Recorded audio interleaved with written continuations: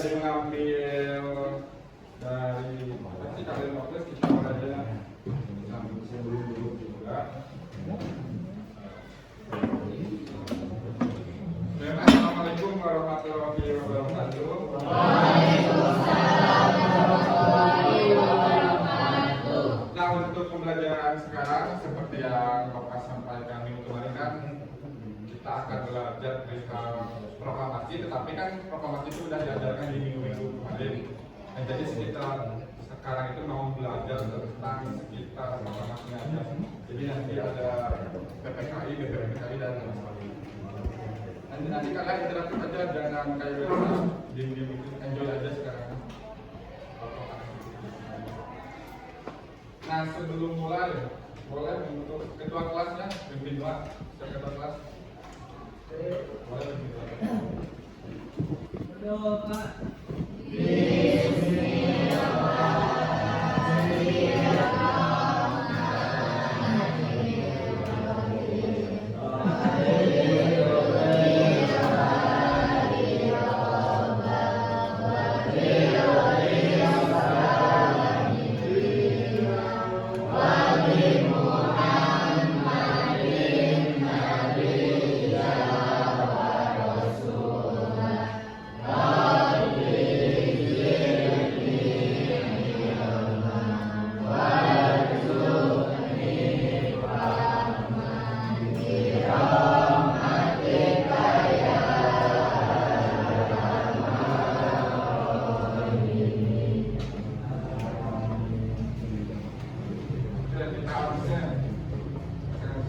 Yang tidak hadir ikut ada di sini.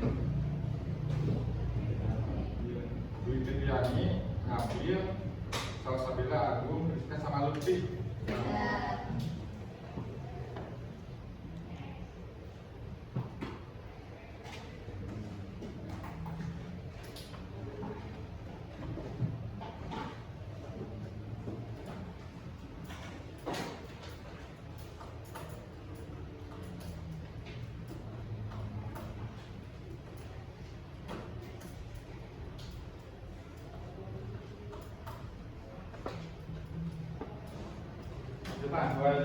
Nah, dikarenakan kita belajar tentang proklamasi, otomatis kan ketika kita sebelum proklamasi itu banyak sekali kegiatan-kegiatan yang dilakukan oleh para tokoh, terutamanya itu kan bahwa kita itu didoktrin bahwa kita merdeka oleh Bung Karno. Tetapi sebelum itu ada janji dari menteri atau Jepang. Ada yang tahu nggak janji apa? Coba ada yang tahu janji apa? Saya tahu. Saya biasanya tahu nih, janji kan sebelum merdeka itu ada kayak janji dari Jepang atau dari sebelum BPKI dimulai. Nah, benar. Janji apa itu namanya? Udah benar nih, janji yang mau merdekakan Indonesia. Terus tadi janji Kaiso. Nah, jadi namanya janji yang membuat kita tahu menjanjikan kemerdekaan itu namanya janji Kaiso. Boleh mungkin janji Kaiso. Kenapa disebut janji Kaiso? Karena yang menyampaikannya itu Perdana Menteri yang bernama Kuniaki Kaiso. Nah, sehingga adalah janji tersebut. Kenapa Jepang ingin atau memberikan janji tersebut? Dikarenakan supaya Indonesia ini tidak seperti pas zaman Belanda. Jadi supaya Jepang itu lebih leluasa. Makanya Jepang memberikan janji supaya mereka itu bisa lebih dekat dengan kita. Jadi di janji Kaiso ini memberikan perjanjian bahwa kita tuh bakal dimerdekakan, bahwa kita akan merdeka seperti sekarang. Nah, seperti itu. Bentar, sambil memasukkan dulu.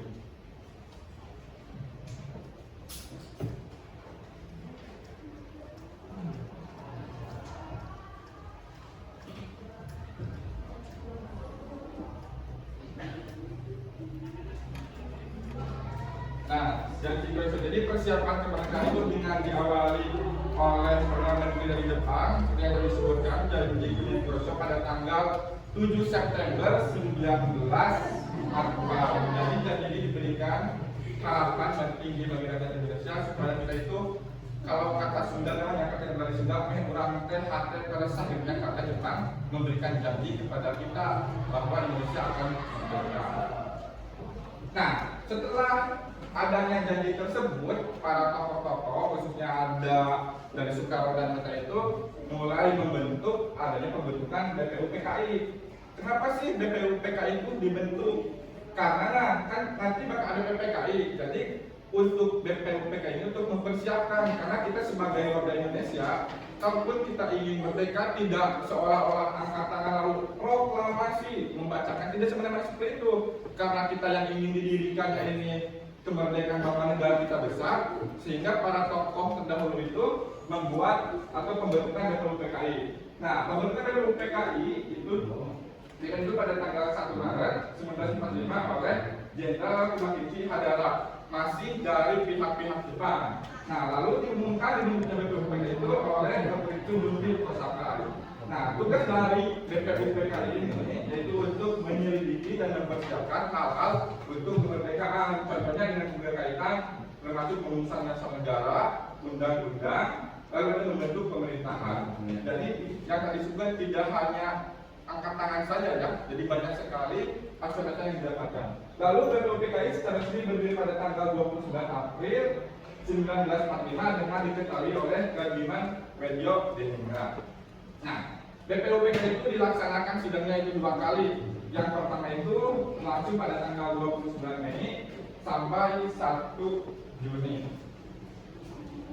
Nah, pada sidang pertama itu dilaksanakannya beberapa usulan untuk sebuah dasar negara. Yang pertama itu usulan dari Muhammad Yamin. Muhammad Yamin mengusulkan 5 poin. Yang pertama itu ada peri kebangsaan, peri kemanusiaan, peri ketuhanan, lalu peri kerakyatan, dan yang terakhir kesejahteraan rakyat. Nah, setelah tidak jauh berselang lama ada dari Profesor Dr. Supomo pada tanggal 31 Mei 1945. Dia juga sama mengusulkan 5 poin, tetapi ada perbedaan sedikit.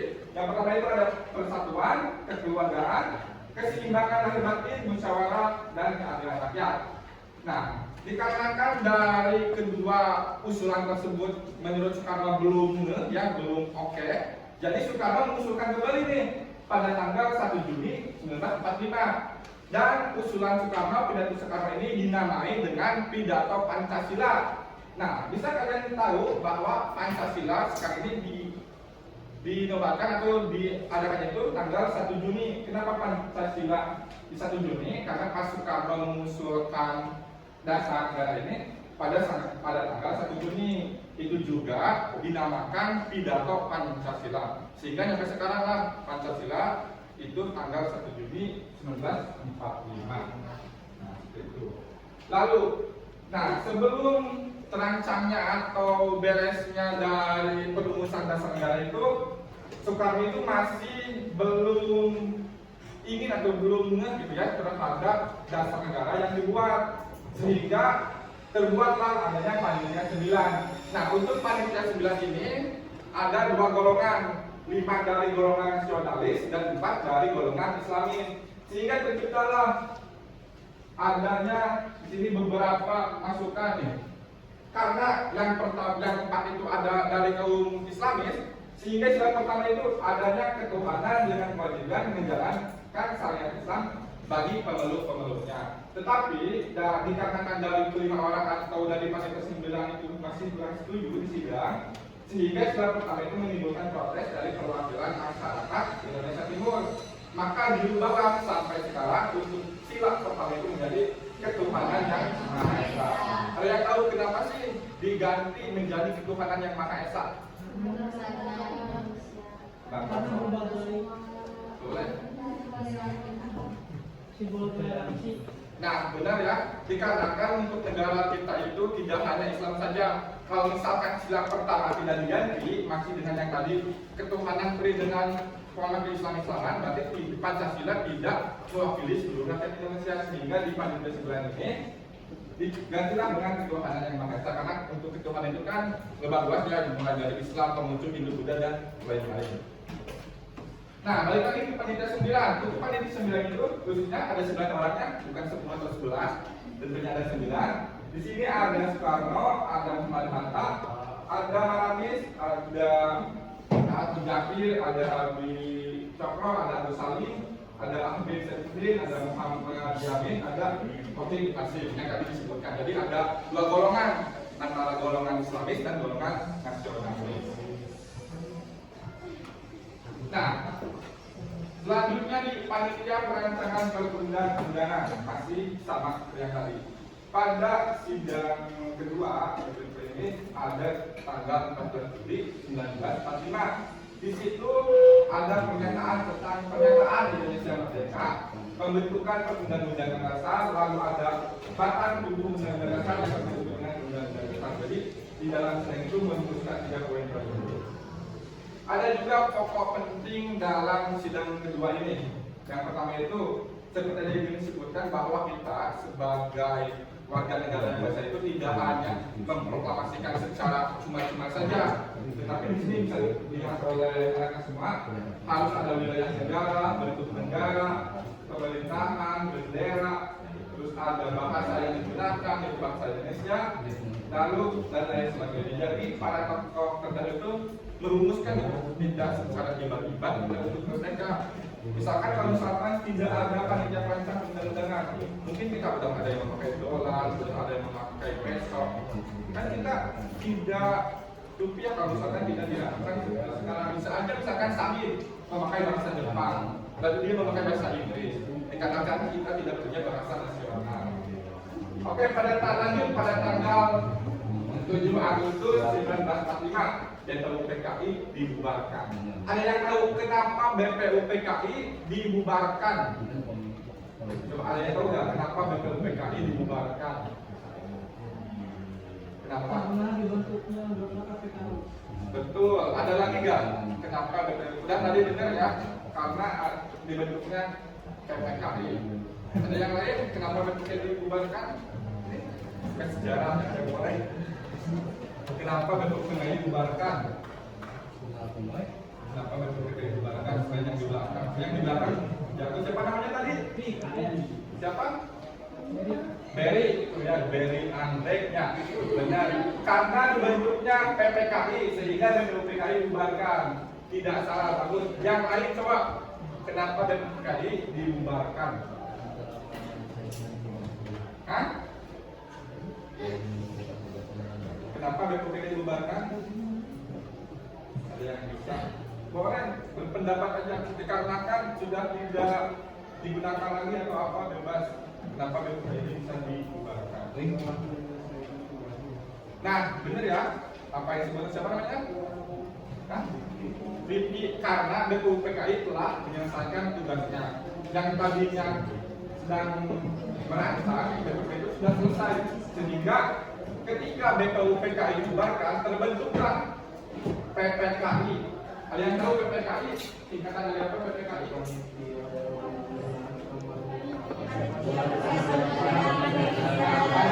Persiapan Kemerdekaan Indonesia. Yang tadinya telah dirumuskan di BPU PKI yang dilaksanakan 2 kali sidang. Nah, sekarang setelah dirumuskan, dirancanglah dengan adanya PPKI. Nah, anggota PPKI ini berjumlah 21 orang, yang dimana ada 12 dari Jawa, 3 dari Sumatera, 2 dari Sulawesi, 1 dari Kalimantan, 1 dari Nusa Tenggara, dan 1 dari Maluku, serta 1 orang dari golongan Tionghoa. Nah, kita akan masuk ke runtutan yang terakhir dari mulai adanya janji Nelson sampai yang tadi itu kekalahan Jepang dalam Perang Asia Timur.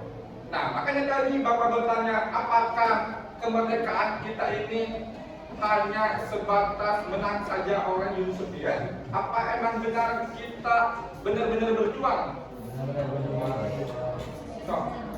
Benar-benar berjuang atau kita hanya membawa Jepang lagi bom nih, kita kemerdekaan, atau kita berjuang? Nah, ini kan disebutkan ya, ada jatuhnya bom atom di 2 kota besar yaitu Hiroshima dan Nagasaki. Nah, dikarenakan pas awal ada janji Koiso yang memberikan kepada Indonesia bahwa kita akan diberikan kemerdekaan. Nah, ketika terjadinya bom atom di Hiroshima dan Nagasaki, Indonesia itu bisa disebut dengan bukan memanfaatkan, tetapi kita ini punya momen bahwa Jepang akan mundur ke negaranya kembali. Kita mempunyai momen nih buat untuk memproklamasikan kemerdekaan kita. Tetapi para tokoh Wisma Soekarno itu tidak semena-mena langsung memproklamasikan. Dan juga nih karena Uni Soviet itu resmi menyatakan perang ditandai dengan invasi ke Manchuria tanggal 8 Agustus 1945. Lalu tanggal 1945 itu Uni Soviet itu menindaklanjuti konferensi Teheran pada tahun 1943 dan perang dunia pun berakhir. Jadi Jepang dari Indonesia ini pulang balik kampung ke Jepangnya. Nah, sehingga Indonesia ini masih mempunyai kesempatan untuk memproklamasikan kemerdekaan Indonesia. Nah, yang terakhir itu setelah Jepang sudah tidak ada lagi di kita, sudah pulang, sehingga kita atau Soekarno dan Hatta akan memproklamasikan perihal kemerdekaan Indonesia. Tetapi setelah itu masih ada peristiwa kembali, yang dimana peristiwa yang mengawali kemerdekaan Indonesia adalah ketika Soekarno dan Muhammad Hatta dan juga Rajiman Haidarudin diterbangkan ke Timur Laut atau ke Vietnam untuk bertemu Marshal Kiaichi untuk membicarakan kemerdekaan yang dijanjikan oleh Jepang. Nah, dikarenakan ada beberapa pandangan atau beberapa pendapat antara golongan muda dan golongan tua, sehingga seperti yang dijelaskan Pak Pali minggu kemarin, adanya peristiwa Rengas Dengklok. Jadi Soekarno dan Hatta ini dibawa ke Rengas Dengklok. Untuk hal tersebut supaya tidak terjadinya peristiwa Rengas Dengklok karena adanya perbedaan pendapat antara golongan tua dan golongan muda di proklamasi kemerdekaan. Jadi setelah banyaknya rangkaian dari mulai janji Koiso sampai sekarang, kita tuh masih belum dibacakan untuk proklamasi, dikarenakan menurut golongan muda masih banyak yang harus dipertimbangkan perihal negara kita ini, karena tidak semena-mena untuk membacakan proklamasi. Nah, mungkin untuk materi di sekitar atau rancangan proklamasi itu dicukupkan. Nah, nanti kita akan di minggu depan membahas perihal proklamasi atau perumusan teks proklamasi dan peristiwa Rengas Dengklok. Jadi nanti kita akan membahas perihal materi Rengas Dengklok yang dimana ada perumusan sehingga bisa membacakan proklamasi, ada pengibaran bendera dan nantinya akan disebarkan melalui radio. Dikarenakan kalau mengaitkan ke zaman sekarang kan pada zaman dahulu itu belum secanggih sekarang. Kalau misalkan dulu sudah canggih kayak sekarang kan, kita kaitkan zaman sekarang, bisa saja proklamasi sambil main TikTok, wah langsung nyebar kan. Nah, dikarenakan pada zaman itu belum canggih seperti sekarang, zaman digital, adanya live TikTok, live YouTube, nge-vlog, makanya untuk penyebaran proklamasi pada zaman dahulu itu agak lama dikarenakan masih dengan surat kabar atau koran, dengan radio-radio, jadi seperti itu. Oke, untuk sekarang kita masuk ke pengerjaan LKPD. Karena kan masih di dalam rangkaian sekitar dari proklamasi. Boleh untuk anak-anak bisa membagi 5 kelompok. Boleh sob? Boleh dari satu baris yang belakang boleh acak cowok sama cewek. Boleh berhitung, boleh dari sebelah kiri sana.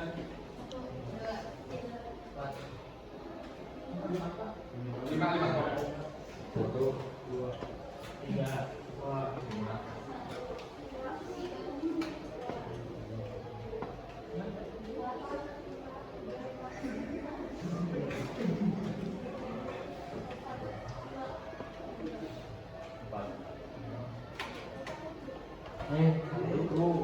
Bisa yang kelima.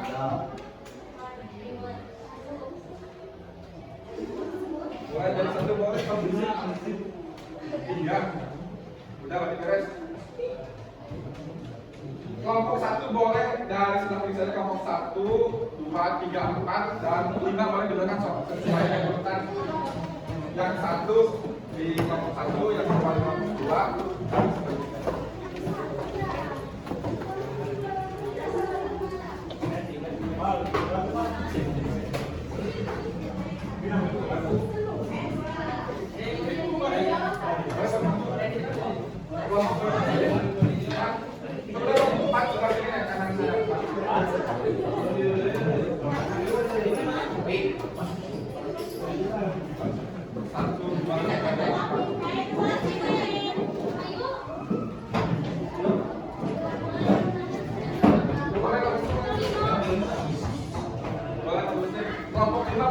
belakang. Lima di belakang ya. Dekatnya ini. Tiga berapa? Di depan. Boleh sob, kalau mau pinjam di depan. Lanjut, lanjut. Soal lima ini.